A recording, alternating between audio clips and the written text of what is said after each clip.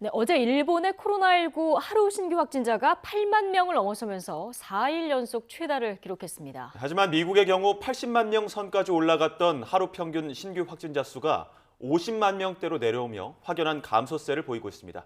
국제부 연결해 자세한 내용 알아보겠습니다. 이동원 기자. 네, 국제부입니다. 네, 자 먼저 일본의 코로나19 신규 확진자 연일 새로운 기록을 세우고 있군요. 네, 그렇습니다. 어제 일본의 코로나19 신규 확진자는 8만 1,822명입니다. 지난 25일 6만 2천여 명이 나와 최다를 기록한 이후 나흘 연속 최다 기록을 갈아치우고 있습니다. 도쿄도에서 17,600여 명이 새로 확진돼 가장 많았고 오사카부도 처음으로 하루 1만 명이 넘는 확진자가 나왔습니다. 한 달 전 하루 확진자가 500명대에 불과했던 것과 비교하면 폭발적인 증가세입니다. 다만 일본 대부분 지역에서 증가세가 둔화되고 있다는 점은 희망적이지만 언제 정점에 도달할지 아직은 알 수 없는 상황입니다.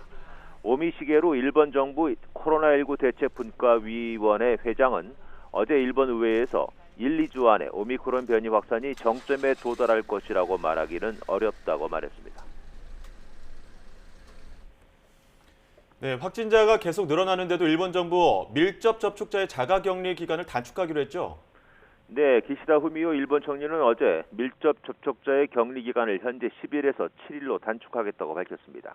또 의료진과 경찰, 요양시설 종사자 등 필수 인력의 경우 현재 6일인 격리 기간을 5일로 더 줄이겠다고 했습니다.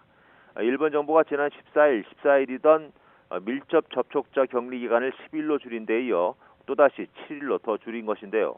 확진자 증가에 따라 밀접 접촉자 또한 급격히 늘어나면서 이들의 격리가 의료와 교육, 치안 등 사회적 서비스와 경제 활동에 타격을 주고 있기 때문입니다. 기시다 총리는 이번 단축 결정이 과학적 근거에 따른 것이라며 전염 억제와 사회 기능 유지 사이에 균형이 필요하다고 말했습니다. 일본 정부는 또 일본 입국자의 격리 기간도 10일에서 7일로 줄였습니다.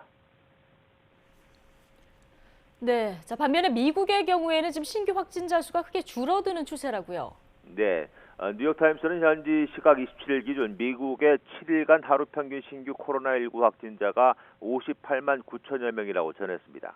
지난 14일 80만 6천여 명으로 정점을 찍었던 때와 비교하면 2주 만에 27%, 22만 명이 감소했습니다. 뉴욕과 뉴저지 등 오미크론 변이의 타격을 가장 먼저 받았던 지역에서는 정점 때의 거의 3분의 1 수준으로 신규 확진자가 줄었습니다. 그러나 앨리베마와 노스다코타주에서는 여전히 신규 확진자가 늘고 있는 상황입니다. 하루 평균 입원 환자도 16만 명에서 15만 천여 명으로 내려왔습니다. 그러나 3, 4주의 시차를 두고 확진자 추세를 따라가는 사망자 수는 여전히 상승세입니다. 27일 기준 하루 평균 사망자는 2,530명으로 2주 전보다 34% 늘어나 오미크론 확산 후 최고치를 기록했습니다. 지금까지 국제부였습니다.